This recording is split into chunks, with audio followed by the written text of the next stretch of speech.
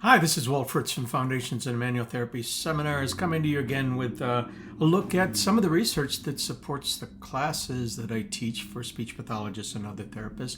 When it comes to the evidence, what do we have? Well, here I got a 2016 study by Krisciunas et al.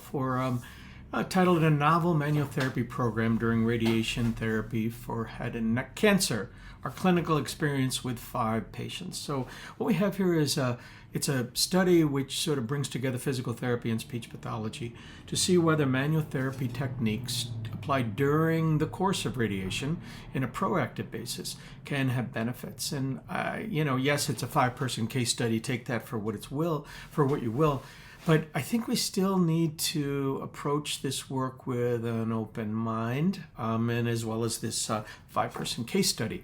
What I really like about this study is how they broke down various issues with the effects of radiation on swallowing, etc. Kind of piece by piece, take a look at the swallowing event, bullous formation, how it affects a person, as well as what sort of techniques they use to intervene for that specific aspect of the swallowing event.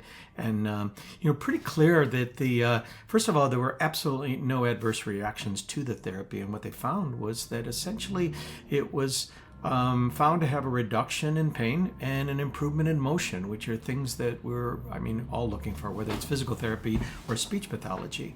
There's still question, is manual therapy an appropriate intervention for the speech pathologist, or should they just be sending them to us, the physical therapists?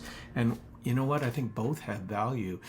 Physical therapists are going to approach manual therapy from a specific lens, whereas speech pathologists approach it from a different lens in terms of functional goals, outcomes, that sort of thing.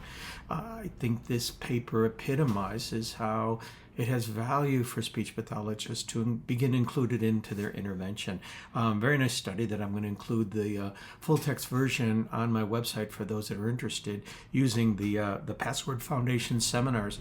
And the key points are really worth looking for. That manual therapy is typically not used in a proactive manner, but this study gives us reason why we should consider that. So one more piece of the puzzle of, is there appropriate evidence to support the use of manual therapy for the speech pathologist? And to me, it's a resounding yes. Any questions? Let me know.